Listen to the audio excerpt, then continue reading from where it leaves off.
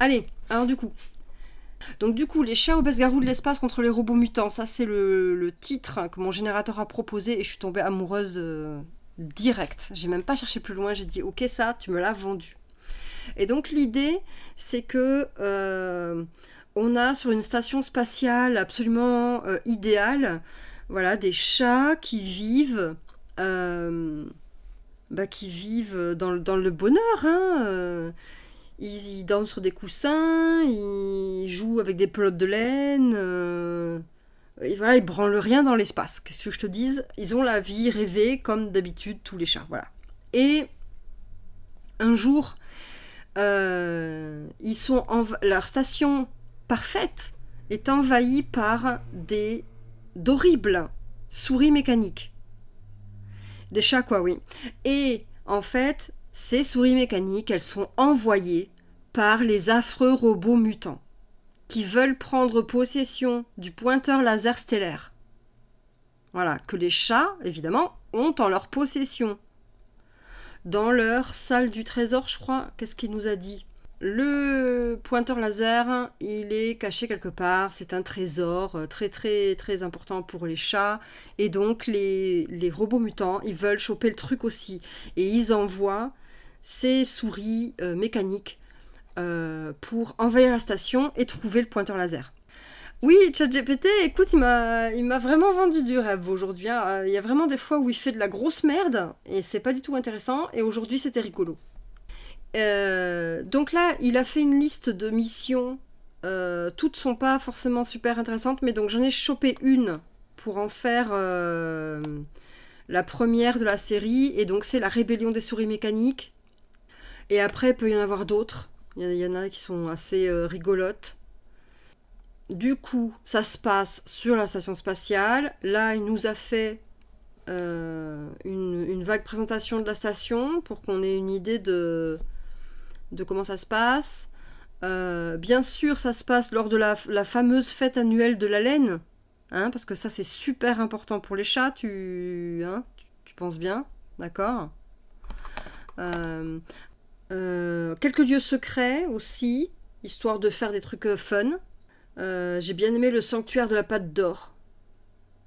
Si jamais tu veux aller vers un truc un peu mystique ou quoi, ça peut être rigolo d'avoir un endroit un peu secret, ou que, enfin pas forcément secret, mais disons, si secret dans le sens où c'est un lieu qui serait inconnu de la plupart des, ouais ça sonne super bien, inconnu de la plupart des gens sur la station.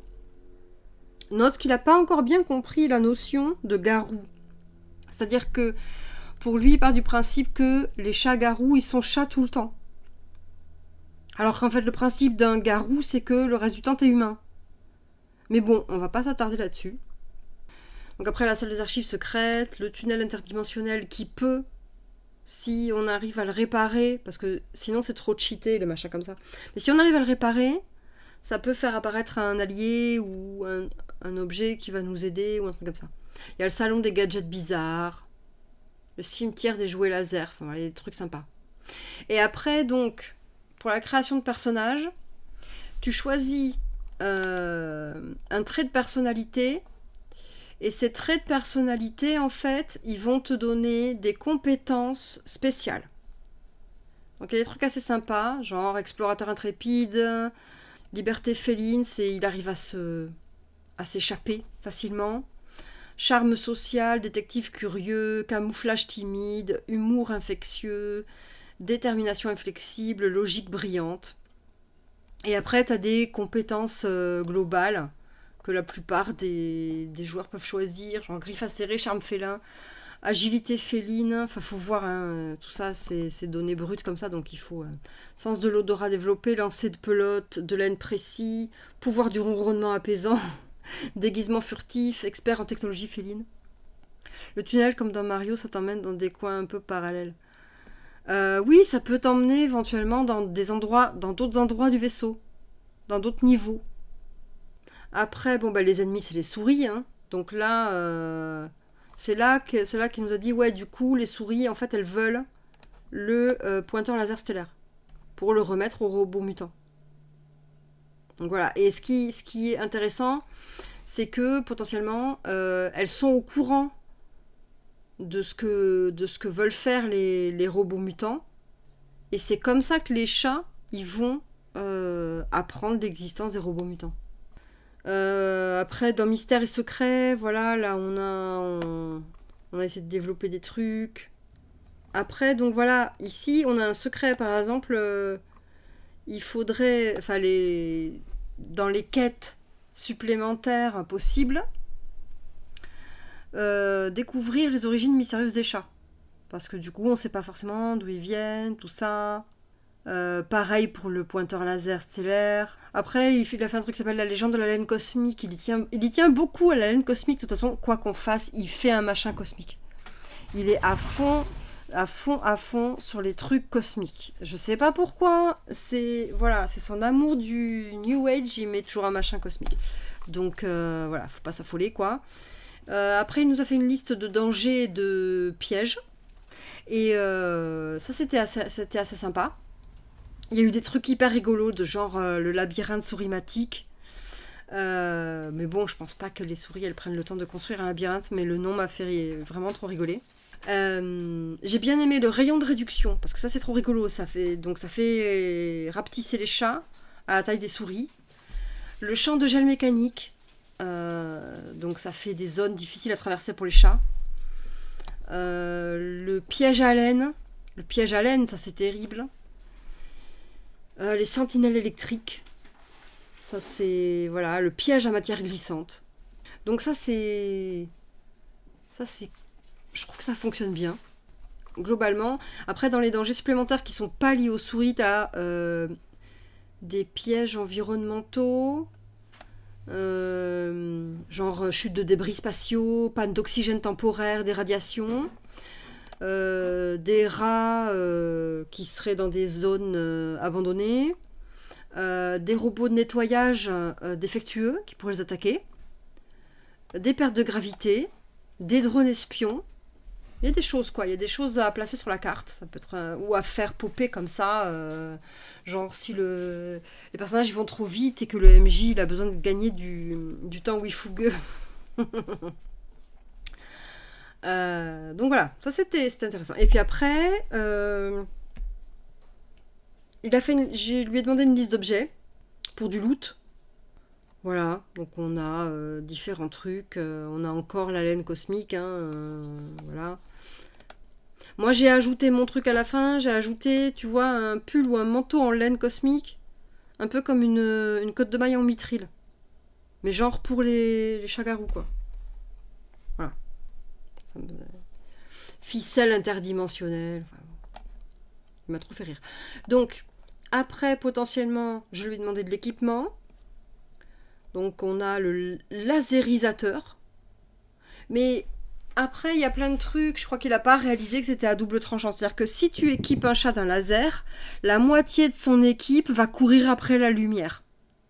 Donc, je pense que ça fonctionne pas parce que ça va désorganiser les rangs. À mon avis, ça fonctionne pas. C'est comme le pistolet à pelote de laine. Ça ne fonctionne pas. Il faut que tu aies un pistolet à fromage. Si tu as un pistolet à fromage, potentiellement, tu peux déstabiliser l'ennemi. Qui sont des souris, je le rappelle. Après, bon, on a de l'équipement de protection. Combinaison insonorisée. Ça fait déjà pas de bruit, les chats. Donc tu vois, tout n'est pas bon à prendre, mais de temps en temps, il y a des trucs qui valent vraiment le coup. Détecteur de trésors, clé multi-usage griffotechnique, lasso de griffe cosmique, bijoux de récupération, potion de croissance, carte spatiale, le sac à pelote de laine sans fond. Ça c'est hyper important. Oui, ils sont furtifs par nature. Ça, c'est super important, tu vois. Voilà. Parce que ça, c'est un sac où tu peux stocker une quantité infinie de pelote de laine. Du coup, après, je trouvais que ça manquait de bouffe, parce que les chats, c'est jouer, dormir, manger. Et là, il n'y avait rien concernant la nourriture, donc je trouvais que ça manquait vachement, et je lui ai dit, vas-y, propose-moi de la bouffe pour les chats. Et donc, il m'a proposé toute une liste. Laine grillée, ça m'a fait rigoler. Donc voilà, boulettes de poisson, légumes des planètes. Et je lui ai dit ouais, mais il y a pas d'herbe à chat. Alors du coup, il m'a dit l'équivalent de l'herbe à chat pour être une plante cosmique appelée étoile féline, plante mystique qui pousse sur des planètes éloignées et émet une lueur féerique qui attire naturellement les chats obèses-garous. Lorsqu'ils la mâchent ou la reniflent, ils ressentent un effet d'euphorie, d'excitation et de vitalité temporaire. Donc ça peut servir à restaurer la santé et l'énergie, améliorer les compétences temporaires, ou temporairement, débloquer des compétences spéciales, ah oui peut-être, attirer les chatons aventureux, oui parce que ça fait partie de nos PNJ ça, les chatons aventureux. Du coup voilà, oui les PNJ j'ai trop rigolé. Le commandant Miaou, le sage Ronron, le professeur Griffo scientifique, Madame Tigrine qui garde la salle du trésor, le docteur Félix Maladroit, le chat espionnage, le mécanicien Moussage d'acier, Moussachio le fou de laine, le cuisinier poilu, les chatons aventureux, le chef des souris mécaniques, l'ancien explorateur félin. Ah ouais, et il m'a proposé le poète Léo, un chat obèse-garou, poète et rêveur qui peut fournir des indices poétiques pour résoudre les énigmes. Et là, je lui ai dit, vas-y, écris-moi des poèmes qui peuvent servir d'indices. Et c'est nul à chier. Tu vois, par exemple, si je te dis, donc, je vais t'en prendre un au hasard. Hein. Dans les ombres de la lueur perdue, là où le temps est un mystère révolu, cherchez l'éclat qui réchauffe le cœur et la porte s'ouvrira pour votre bonheur. Ah putain, c'est le meilleur celui-là. Ça dit chercher l'éclat. Là, il y a un truc. Parce qu'honnêtement, les deux premiers, c'était nul. Au cœur des constellations étoilées, le trésor caché se laisse dévoiler. Ouvrez l'œil dans la nuit infinie, là où la lueur d'une étoile est infinie. Ça, c'est nul. Genre le vieux que Perceval croise tout le temps dans Kaamelott, ouais, c'est clair. Mais après, justement, je trouvais ça rigolo, parce qu'effectivement, lui, il pourrait être convaincu d'aider en balançant des trucs comme ça que les joueurs comprennent jamais, qu'il les aide pas, et c'est un truc qui est totalement inutile, mais qui pourrait être vraiment drôle. Enfin, potentiellement, c'est un truc où le MJ pourrait s'amuser, quoi. Et voilà. C'est rigolo, hein. C'est vraiment rigolo. Ça, je suis à la bourre, hein. Je devais faire le donjon. Le donjon de la liche nécromancienne martienne. D'il y a 15 jours, mais... voilà, j'ai eu 2 semaines complètement démentes, donc je l'ai pas fait. Mais voilà, je vais essayer de mettre tout ça au propre pour ensuite vous le filer via mon site, comme j'ai fait pour le premier jeu, là, les plombiers. Je le rappelle au cas où, ça c'est dispo gratos sur mon site. Ici, donc sur le site cnibadaro.fr, il y a ces cadeaux, et là il y a les JDRPT. Et là j'ai déjà mis le premier. C'est-à-dire il y a les gardiens de l'élixir, les aventures plombières, il y a le lien vers la vidéo, tout ça, mais surtout il y a donc la carte, et il y a ici le livret à télécharger en PDF. Jouer des plombiers qui protègent l'élixir de vie.